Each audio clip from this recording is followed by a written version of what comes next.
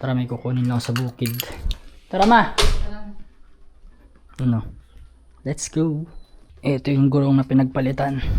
Sayang, ang kapal pa oh. Pero ganun talagang buhay.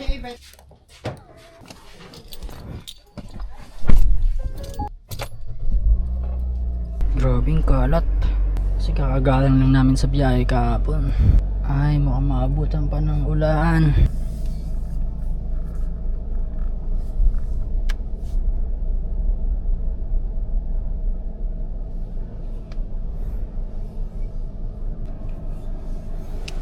Sama ko si mama.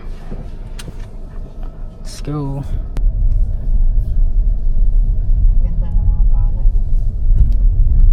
Hindi na pinagpaparkingan sa taas eh. Dapat sa baba na lang sila. Ay, ano ba ko sabihin ni kaya malubog? Ano ko? Putikan. Naku. Grabe naman daan dito.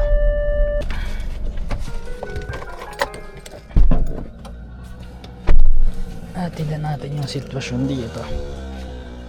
Sana pinagbahayan na ng kambing. At pala dito harangan ano. Kasi pagbabahayan. Hirap pala dito sa likod do. Puro tubig. Kailangan patabunan. Ninakaw yung mga retaso. Ewan ko kung ninakaw. Yun yung hirap kapag walang nagbabantay doon sa pinapagawa mo.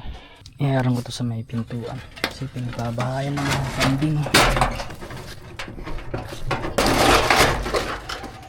Ganyan na lang. Matatapos din kita soon. Sa ngayon matitenga ka muna.